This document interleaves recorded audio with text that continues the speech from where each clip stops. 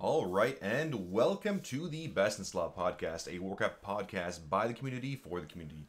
I'm your main host, Sparty, and my co-host Midgettes is here as always. This is episode 15. Today we'll be talking about the Warcraft Devs Q&A, Battle for Azeroth, the pre-order release, recruiting for your team, the lack of leadership response from a really good viewer question as well. We've got a lot on our docket here today, but I mean, good to be back, right? I flew back in from Hawaii last night. Good little vacation. Now we're getting sick, so hopefully we're not coughing all over the microphone. But hello, Midgets. Good to be back. Well, I was going to ask you how your vacation was and maybe say some of those things, but you talked for me. Yeah, well, I tend to do that, apparently. So welcome back, but how was Hawaii? It was good. Good little trip with our little one. I mean, some family came with us as well, and we go to the same spot as always in Kona. Great, amazing coffees, great surf views, beaches. We had a lot of fun. It was good. Good to catch up on sleep, and of course, get a lot of work done on my vacation, which I always enjoy doing thoroughly. Well, I know you were definitely in touch, and I think you were keeping up on everything that was going on from the Q&A and all of those things. So, but let's go ahead and talk about what's new in the community. Yeah, so the Warcraft devs had a pretty good Q&A based off the notes. I wasn't able to see it live, unfortunately, but we did host it on our stream, and MMOchamp as well as Wowhead had some really good notes on it, right? They did, and I think my favorite one was when Ian said, sometimes you should bring the class, not the player. There was all sorts of response to that. Yeah, that was, I think, the biggest one. And, getting right into it, back in the day, right, back when Ghostcrawler was the lead team designer, whatever you want to call him, the philosophy was bring the player, not the class. And part of that came out from Wrath and BC, the different style of game design where you wanted shamans, you wanted certain people to come around.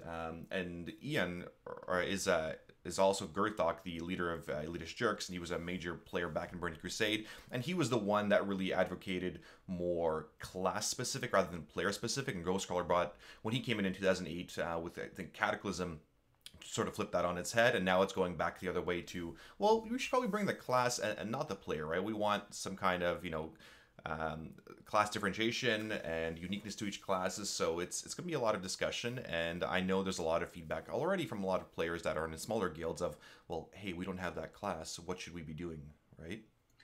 Well, but here's the problem, and they're going to have to navigate this really, really carefully, because, for example, if you didn't have a druid tank for most of this expansion, your encounters were much harder. So they're going to have a good balance there, because you don't have 5 tanks on the team. Yeah, I mean, that's a really good point. Throughout most of this expansion, Druid tanks have been quite solid, and generally the most preferred tank in general due to their mitigation and due to their health pools and everything else they had. Druids, again, have been quite strong relative to other tanks, but some of that change is coming, hopefully, with some of the alpha beta changes that are coming. The other tanks should see some increases. I know Blizzard did put some steps forward in the last couple of patches and tiers to bring Druids in line with other tanks. I mean, it got better. It's still not there. I'm guessing we're going to be some really good class overhauls going into the next expansion. Well, and this is where we need to speak up as a community and share our thoughts.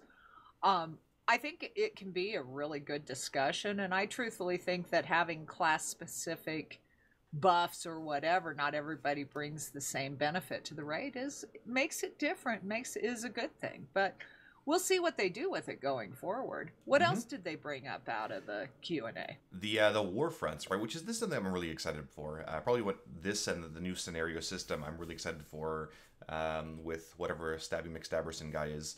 But the war fronts, similar to Warcraft 2, Warcraft 3, the Defense of the Ancients style maps, where you were leading your team, your different alliance or horde against each other. You were picking up items. You were making your guys stronger.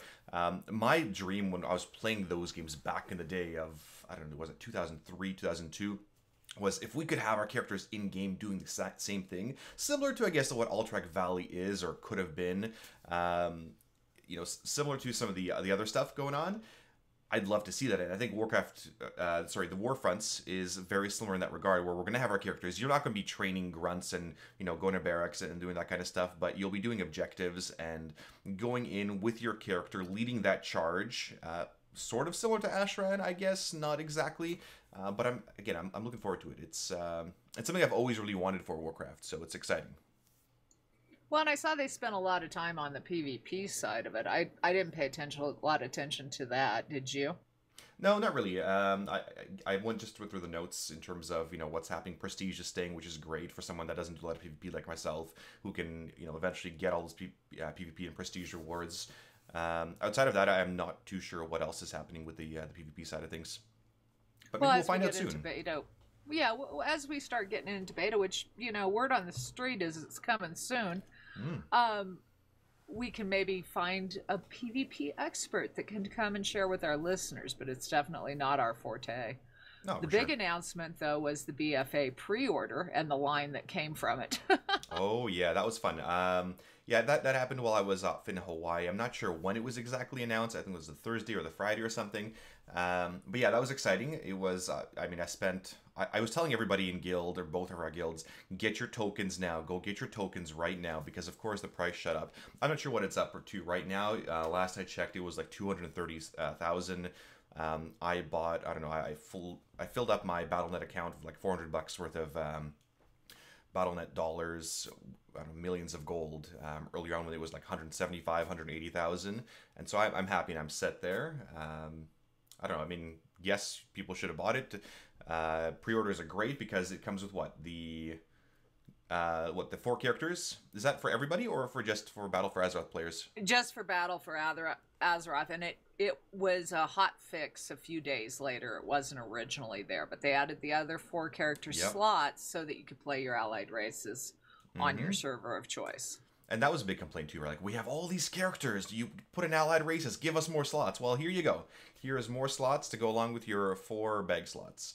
And yeah, so the new mount I think is awesome. The Alliance one, the Seabraid Stallion, really, really well designed. I like it. I mean, it's a horse, but I think it's better than the Paladin horse. It's super pretty. I like it.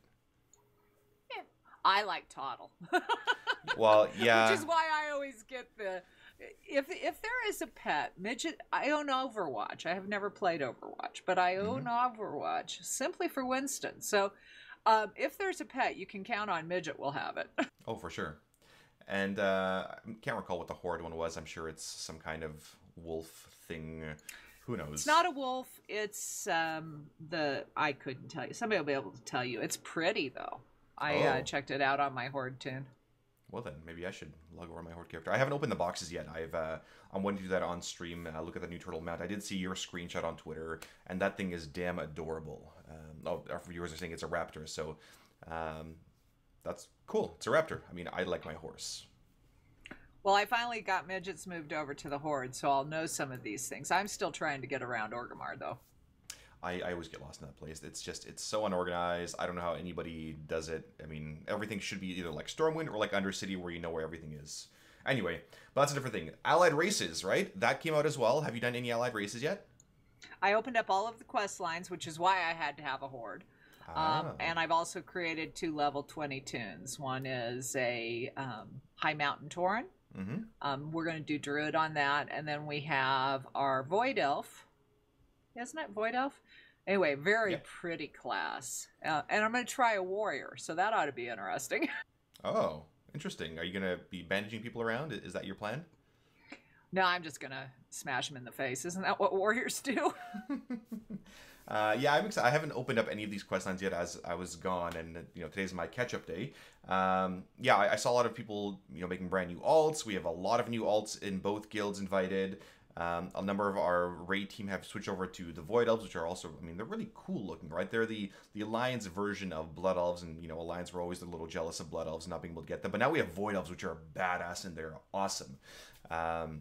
So, yes. Pretty sure they all like that racial that come with Void Elves, too. The little fun little blink. Not a blink. Yeah. But yeah, no, it's exciting. It's great for, it's sort of content. It's not content. I mean, it's something new, and it truly is content. Even though people are, oh well, it's not raiding, it's not a new dungeon. Yeah, but it is new stuff to do, right? There's new scenarios. There's new quest lines. There's new things to unlock, right? Transmog gear. That's all content as well. It might not be content that you enjoy doing or you want to do, but it is still content that is available to people. And for those that have not been playing, the expansion, not a lot, rather recently, the rep bonuses, or sorry, the reputation needed to unlock them is what Exalted with High Mountain Nightfall and Army of the Light and Argosian Reach. Is it Exalted? Well, and I think everybody for the most part has that, but I was shocked at how many, especially the last two, the Army of the Light and Argosian Reach, don't have it. I went and got those first just for the mounts and the augment rune. I know, I did as well, but people have not, and that's fine. People don't play the game as much as we do, and that's okay. But again, this is Darkmoon Fair is coming out this week, or it's already out this week. Riding the Carousel gives you, what, a 10% rep bonus, so it's going to help you a ton. I saw a couple of screenshots where people had saved up tons and tons of tokens specifically for this week to gain those rep bonuses, so that should be nice. Well, and that moves us into the Doomsayer Robes toy. If we didn't have the Secrets Discord, we wouldn't find anything. But apparently there's a new toy where you go kill a specific person in either the Horde or Alliance capital, and you get this new toy. You can find, of course, more information. Seriously, the best place to go for any secrets in game is the Discord. They have mounts that have been found and pets to tame, and they're always bringing out something new for the community. Yeah, the Secrets Discord is, an amazing place where they're just... I always have this conspiracy theory of, like, there has to be some kind of Blizzard employees in there, throwing out clues or something, or trying to solve stuff. I don't know. But those guys are clever as hell. I think Muffinus throws out clues and hints on his Twitter, because he'll have these really weird tweets, and then all of a sudden the secrets community has figured it out, and we have another thing to go find in game. Yeah. No, it's awesome. I haven't gotten this toy yet, but obviously I do like collecting some of these toys and collecting some of these achievements, so I'll be looking to get that one. Which I guess, love is in the air again, right? It's time for everybody's weekly load up all your alts, queue up for the chemical, whatever scenario it's called, and try to get your love rocket, right? Which I think nobody ever manages to get, despite your 10 alts. 10, 15 alts. I know Tally's really working for it. And of course, our regular mount person, which for me is Aelid. Every time I turn around, he's getting a new mount. We'll see if he makes it through this week without getting it. I don't know. I mean, Karma says he probably shouldn't get this mount for another couple of years because he's gotten so many other ones. But we'll see. Yeah, I mean, I've got it this year. So this year I'm catching up on Love is in the Air. I was gone last year, actually, to Hawaii during Love is in the Air, and I missed out on a lot of tokens. So this year, I'm trying to catch up, get my Love Boat. I got the Heartbreaker toy. There's another toy of some sort that I need to collect. So that's the plan this week. At least I'll be able to finish up a couple more toys while I do Love is in the Air. And, it's a nice little holiday. Well, other than trying to get the Love Rocket, I didn't think there was anything new. There were no new pets, so, I'll do my challenge. But, no new pets, so there's nothing new this year. Yeah, well, I mean, I guess you get a break. You get a break this year, that's fine. Everybody deserves a bit of a break. I'm sure there'll be other things for you to do, right? Keep you busy?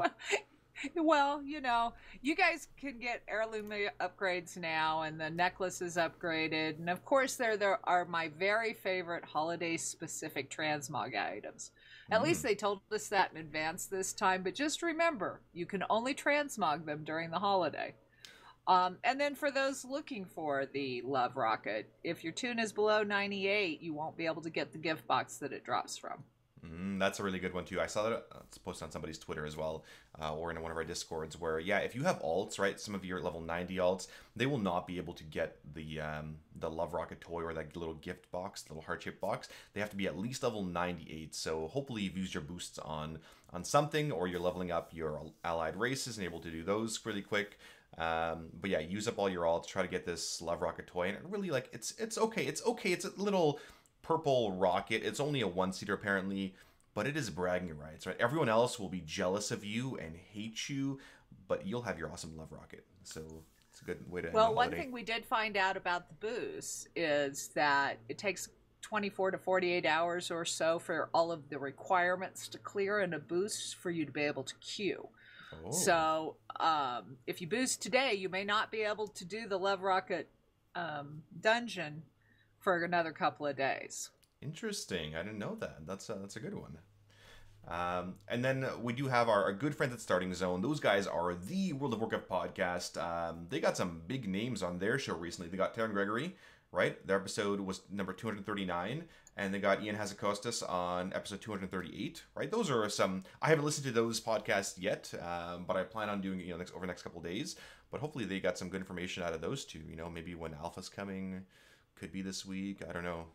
Maybe. I don't know. We keep hearing things, and you did great with his name. I can't spell it or say it, so he's just Watcher Dev in my world. Yeah, Watcher Dev. That's the easiest way to do it. Or the Elitist Jerks Guild Leader. Let's just keep calling him that. Hey, did you see that another group is out there doing what they call friendship burbs? Friendship burbs. Yeah, I mean, I saw that. It's good. I don't like burbs. It's a bird, not a burb. I take English very seriously.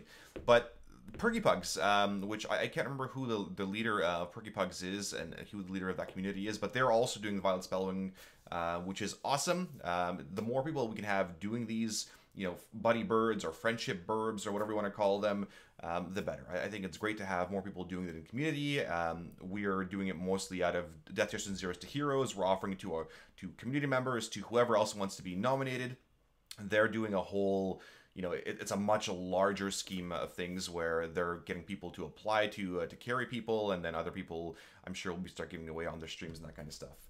And I think which is awesome, but I'm going to stick with Buddy Birds because I think that our hashtag is the best.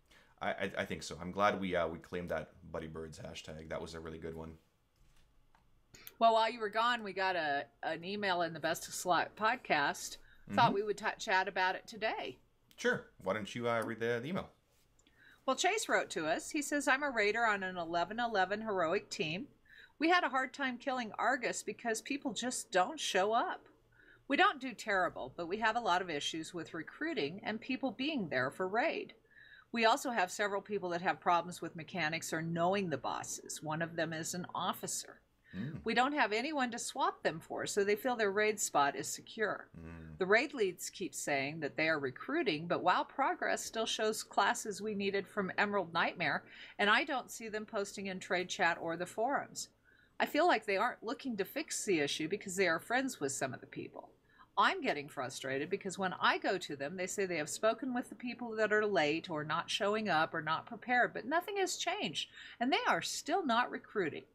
More people would help eliminate this, and more recruitment makes this an easy problem to solve. That's a fun one, which I guess goes into our next little segment, keys to a kill, rating advice from the experts. And that's, a very common one and a very common misconception where, throwing more bodies at the problem always solves the problem, right? Just recruit people. And where are you going to recruit people from? Yeah, I mean, do you want to cover just the one now, or do you want to go into our little... our little device here about armchair leadership? Well, we could go either way. There's all places. There were so many different topics in this little. I know it's a big one. Well, and one of the things that we need to do, pick a topic and we'll run with it because we've got several. We've got leadership and not responding or presuming they're not responding. We've got throwing more people at it. We've got all kinds of things to talk about. So let's just jump right in. All right. So you're in the situation where, let's say I am Chase, and Chase is struggling with his guild, and he's on an 11-11 heroic team, but they're barely doing it. They're barely cutting it.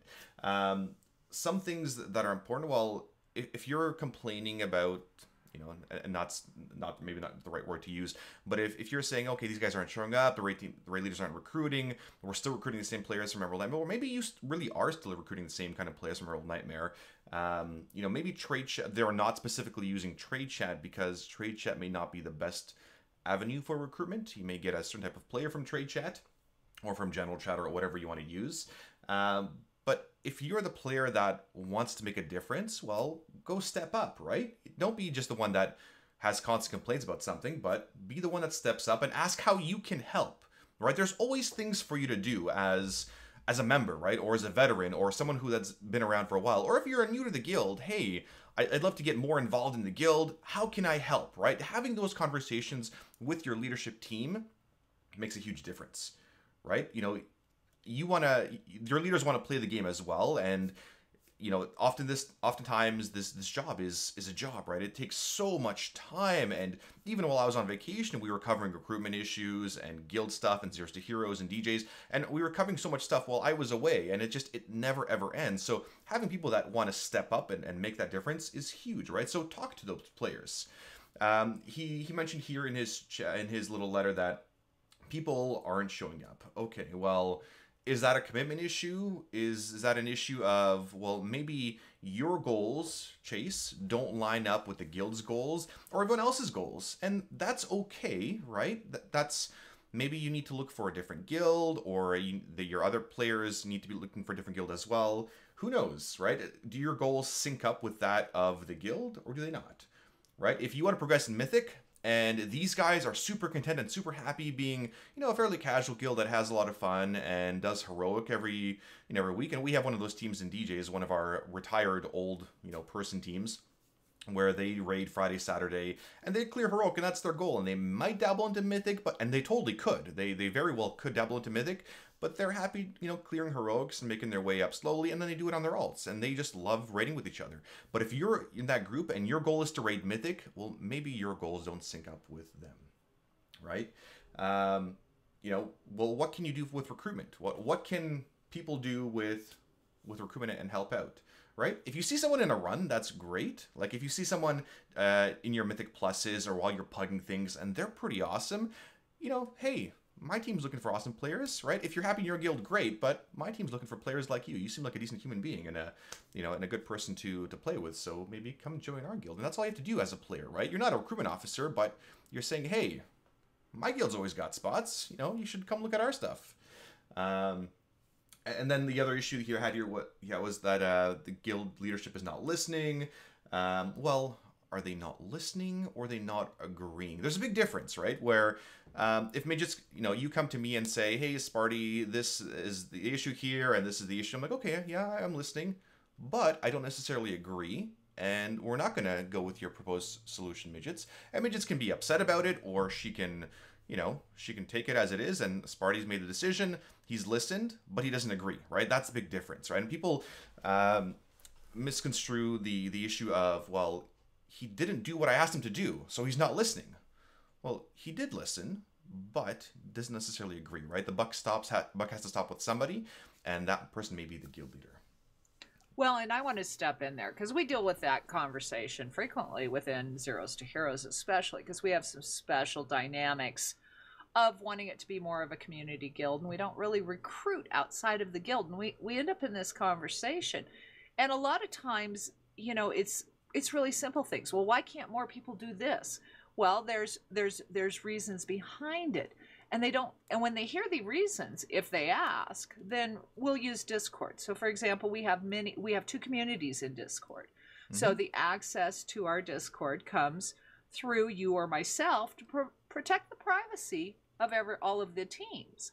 So we have many groups and many channels, and to be able to get access, everybody would have to see all those channels. And so there's all kinds of reasons, but a lot of times it's just, well, they're trying to stop us and we're not doing, and we end up having those conversations. And the biggest thing that I can say from having the conversations within our teams is I'd really like to see everybody, when they have these, they want, to help recruit, talk to people, because I help you with Death Jesters recruiting. And we're on the forums, we're on WoW Progress, I see what comes in the mailbox. And without the personal touch of actually talking to people, they wouldn't be here. You have to sell your team, you have to sell your community, and you have to get to know the people. Because there's 1,000 guilds out there, and many of them have numerous raid teams, and so why would they want to choose you? And you guys are the best emissaries, so to speak, for your guild. That's right. I mean, that's a great point where how do you sell your guild, right? Go back to the conversation where, let's say it's Chase and he sees an awesome person in, his group and he wants to tell him about his guild. Well, what is so awesome about your guild? Is it like an all-gnome guild? Is it, hey, we're a raiding guild. Hey, we're a guild that's been around for 13 years. What is awesome about your guild that should entice other people to come along to it, right? You're the best spokespeople for your guild, right? At work, I do the same thing. My lifeguards, my front desk staff, they're the best people to represent my programs. And this is the same thing, right? Your raid members, your guild members, those are the best ones that will sell you on your guild. So whatever's awesome about it, let them share to the outside people. Absolutely. And that works into them, because so much of, and we talk about this in every podcast, so much about the things that we need to consider come from communication. As a human being, we presume very quickly what people are saying, especially in chat. And a lot of our conversations, most of our conversations in game, are on chat. So we often read the way we would say it. So it's interesting. If we only ask more, I think we would find. And that jumps us into, what do we do as leaders? How do we make that a better presentation?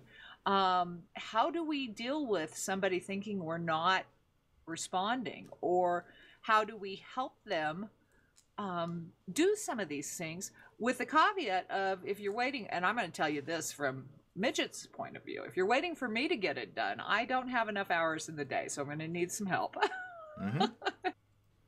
No, you're absolutely right. There's not enough people, there's not enough hours in the day, there's not enough spoons to get all the things done that we would like to, right? That there's not enough, and having that kind of support is invaluable.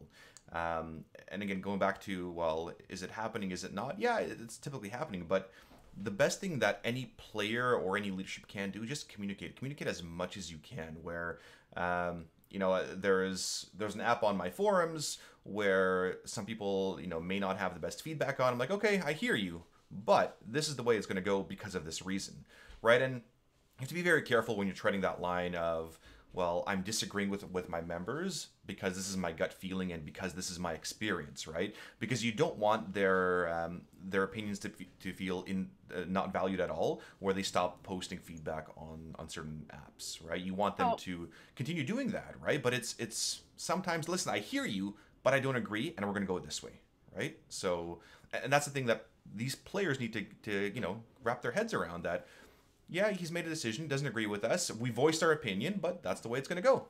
Because, well, and to take it one step further, because you don't want people not coming to you. But so you come back, you say, this is the way it's going to be, this is the reason why. Finding ways to work with it too, because ultimately everybody wants the same goal. And whether it's more people or a change in strat, you want your people coming to you. And you want to open up that communication, and you don't want them to feel like they can't speak. But sometimes they have to also say, okay, so this is the guidelines of what we want to do. How can I still help and maybe get to that end goal? Think, my boss is big on think outside the box. Find a way. Don't tell me what you can't do. Show me what you can do. That's right. Find a way to do it. And that goes for everything, whether it's at work or in game or whatever. When you're dealing with community and leadership and putting things in place, don't tell me what you can't do. Don't just tell me about the problem. Come up with a good solution, a workable solution, and then go from there. Absolutely, right? It goes back to what I said earlier. Don't just complain about things. And yeah, sure, there's probably an issue here, but what potential solution do you have? Well, the solution I have is coming to you and complaining. Well, that's not really a solution. That's, more of what I'm hearing already, right? So think outside the box, be creative, and that's where a player can step up and a person can step up to be part of the solution, right? And that's what we want. Where I guess that really goes into our next little segment about recruiting and the leadership lounge of, listen, these buttercup raiders aren't just going to fall into your lap, right? If you're expecting them to sort of just come to you, that's sort of your problem. In Zeros to Heroes, we have a community guild. It's a community-focused guild with 8, 9 raid teams and now a bit of a horde contingent. And if you're sort of just expecting people to come to you, well, that's not how recruiting works, right? You have to make a conscious effort to go search for people. We have a number of players in Zeros to Heroes that are without a raid team, right? And some of them don't want to raid, and that's fine too, but some of them don't know well enough. And yeah, we've got resources out there, and we could list them all these things, but most players won't do that. You have to make that effort and go find those players. Go search for more members for your teams, right? Sell them on your team, your community, right? Whether it's, Team Toaster, they've got an awesome group in there, they're really laid back, or, hey, the Wobble Gobble has now just killed Coven on Mythic, and, they're pushing Mythic stuff, and that's what people should be going for, and they raid, I don't know, Fridays, Saturdays, right? Well, sell people on your team, but you have to make that effort to reach out and go, because these players are not just going to fall into your lap. It's not as easy as posting WoW progress and throwing up something on the Realm forums and people will just come to you, right? I mean, we do that. We don't get a ton of players, right? We have to go out and search for them, right? We have to make an effort, and I've had a ton of different coaches corners on how to recruit and find those players, and we can cover those things again. But again, you have to sell your potential recruits on your team.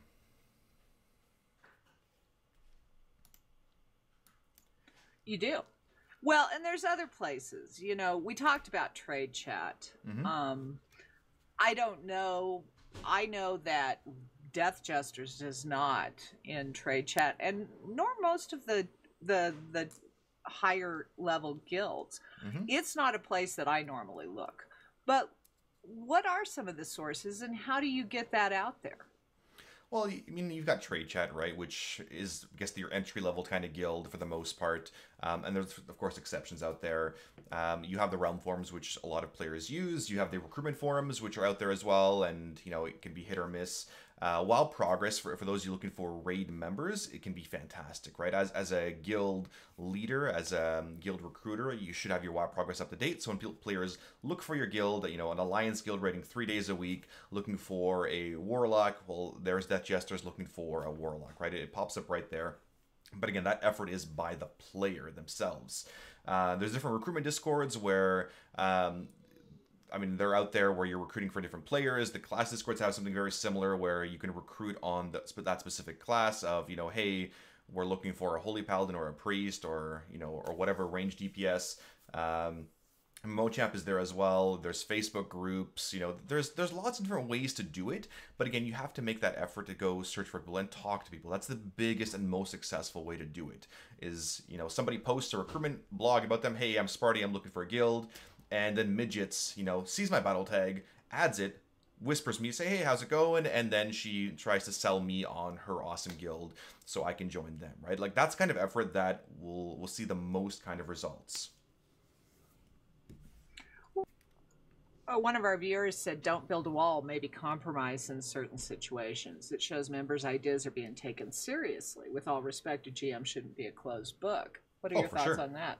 Absolutely, right? And part of leading effectively is not being this person up on a pedestal or yelling from mountaintop. It's getting your members involved and making sure they feel valued and their opinions feel valued. And it may not necessarily be compromised, but aspects of their ideas can be brought in, or saying, hey, that was a really good idea. Develop it more. Bring it back to me, right? It's not ready yet to go into the guild or policy yet, but yeah, work on it some more. Here's some feedback. Come back to me and go again. But yeah, he's absolutely right. Don't be that closed off book, but be relatively open. Again, it depends, right? With my guild, it's been run a certain way for 13 years. It's sort of not really going to change. But you have to adapt. You have to adapt, whether it be discords or getting away from Ventrilo or different forums or whatever else. You have to adapt to the situations or different social medias or whatever else is going on, and you have to be flexible in that regard. You absolutely have to be flexible, and you can take their ideas and come back and try to incorporate them into whatever the long-term vision is. For sure. And it requires, again, here's that word, communication. Mm-hmm. Big one. Well, we talked about what ZTH does for recruitment because we really don't. And it's something that we as a community sort of struggle with because we have a lot of teams that are really looking for raiders. Mm-hmm. And we're trying to figure out different ways to do it while still maintaining the community focus. Yep. And we battled the throw more people on it.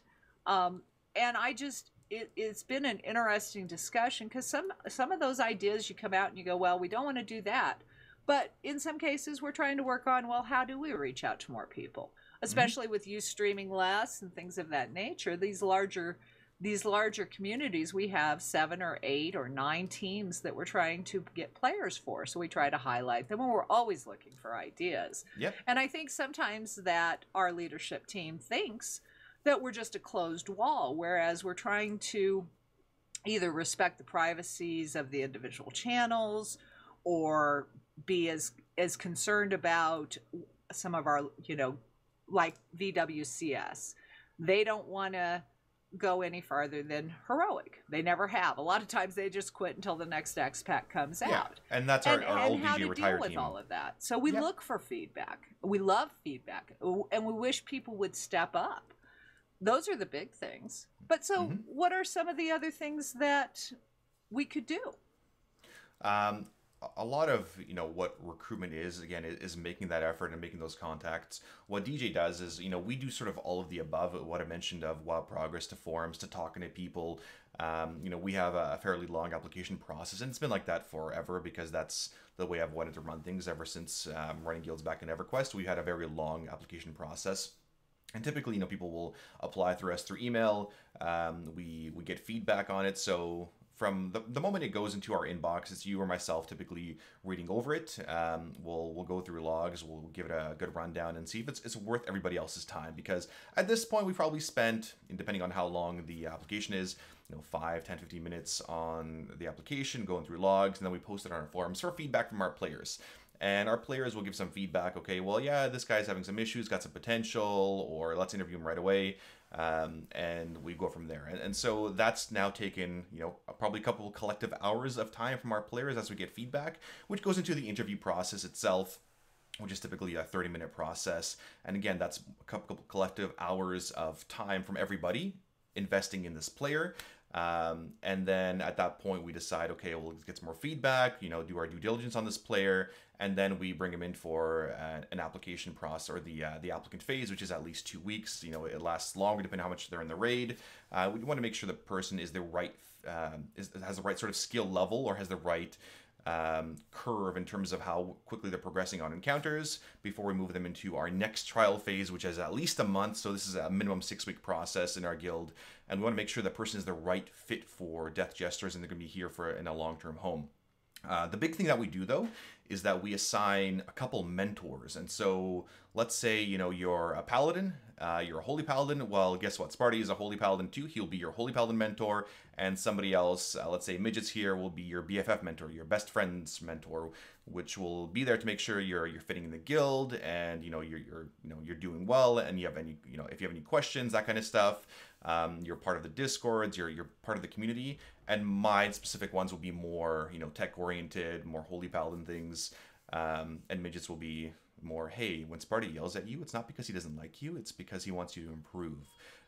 So that's the kind of system that we have in place, and that's been really successful. Again, it takes a ton of effort, but the players that we have for a long time, it really makes a huge, huge difference, I felt. Well, and honestly, to get past that point, I'm going to say this. Some of the apps that come in could have better phrases and statements in them. And oftentimes, as much as I try to say, well, hey, we don't know until we talk to them, some of them I look at and I think, I just cannot put that in front of people. I just can't. I've got one in the mailbox right now that I keep looking at and think, well, he's actually a pretty decent player, but this app just, I don't know what to do with it. So, it's all about putting your best foot forward.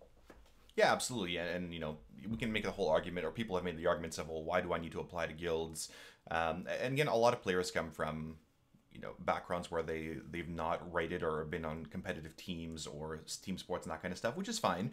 But they don't understand why you would need to apply to a video game guild, right? It seems really silly in part because it's a video game, right? But the arguments are, yeah, you're filtering out the players that you don't want, and you're spending so much time, like collective hours and hours and hours of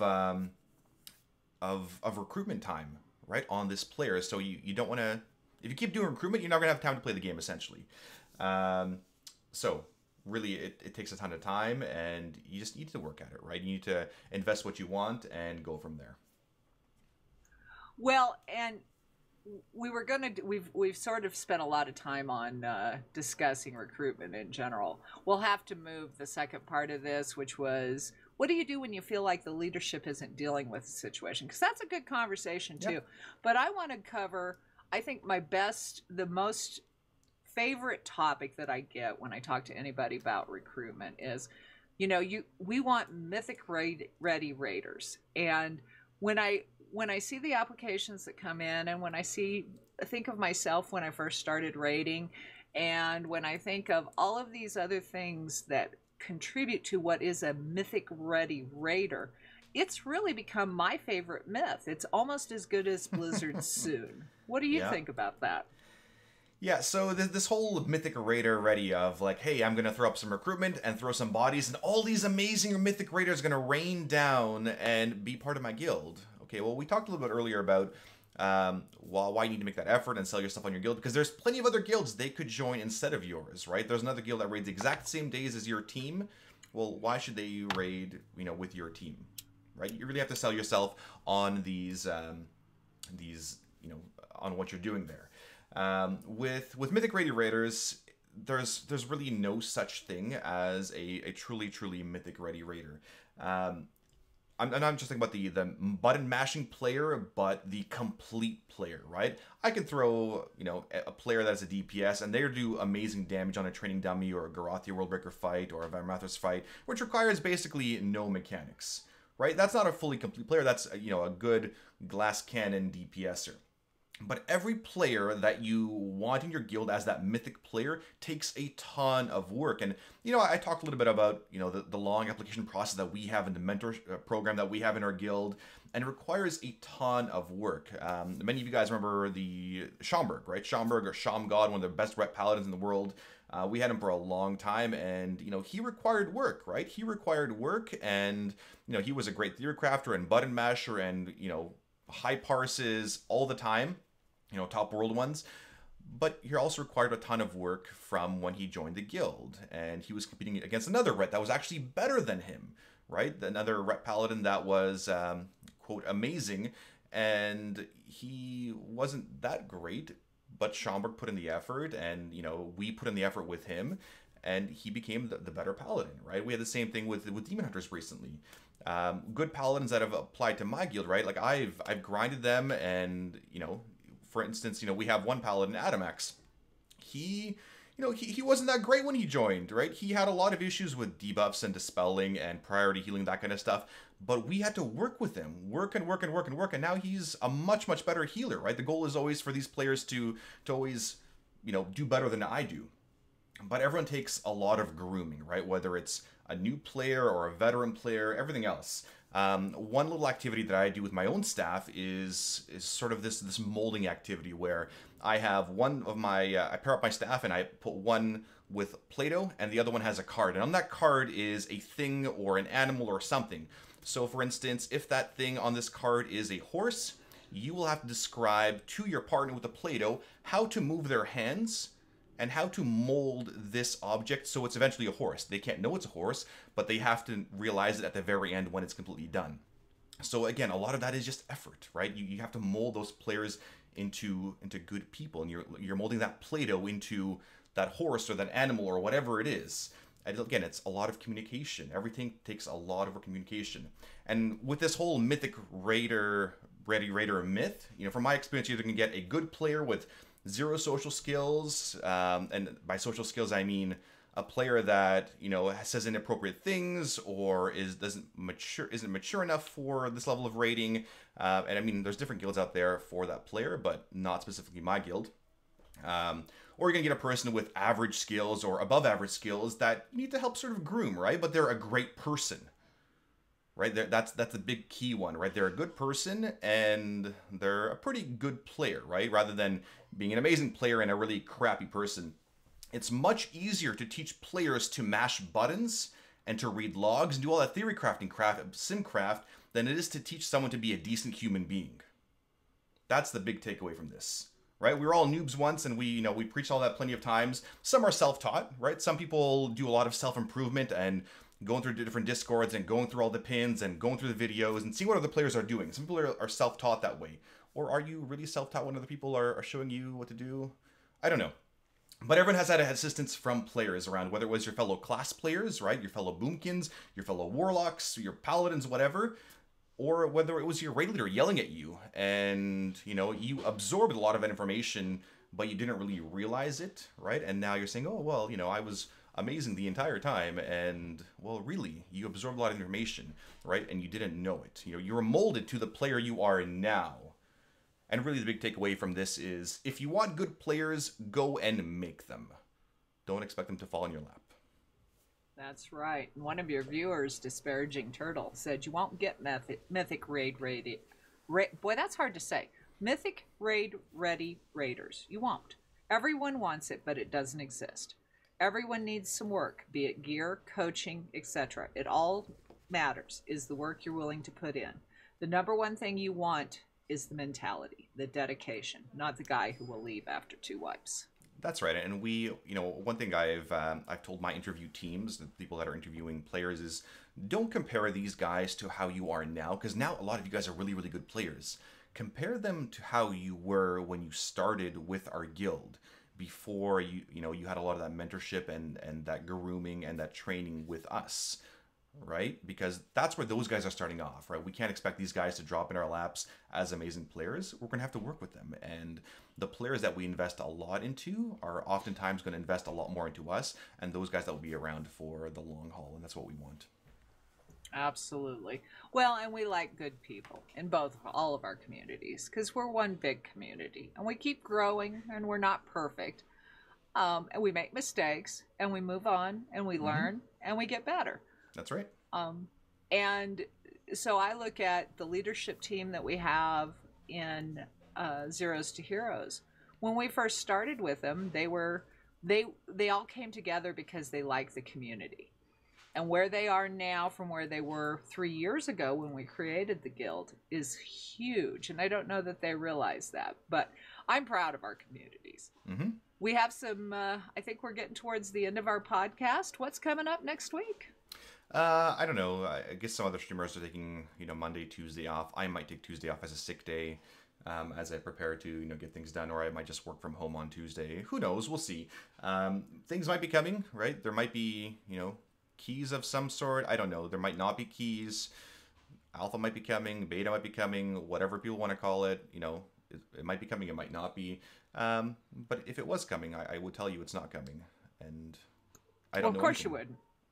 But we do need to plan for our podcast.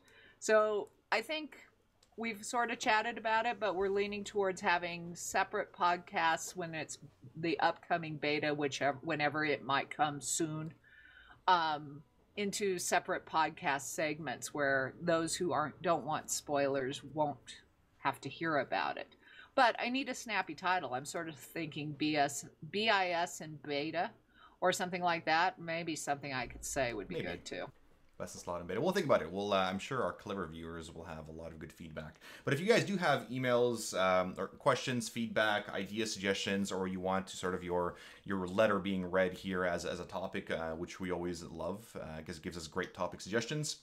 And some really good ideas. Let us know. I mean, email us at bestinslotpodcast@gmail.com or tweet us, right, at Sparty Smallwood or at Midgettes. Let us know what you think, what you want, and we'll get to it, right? Now, next week should hopefully be an exciting week. Maybe not. Who knows? Maybe it'll be another Warcraft week. Who knows? All right. Well, thank you. Thank you guys for listening to another episode here, episode 15, the one where everyone is sick, and we still don't have an intro for our music. But soon. It'll be coming soon, just like Alpha is coming soon. So thank you guys for watching, listening. Have a great afternoon, evening, wherever you are. Be excellent to each other. And as always, live your life heroically. Have a good one.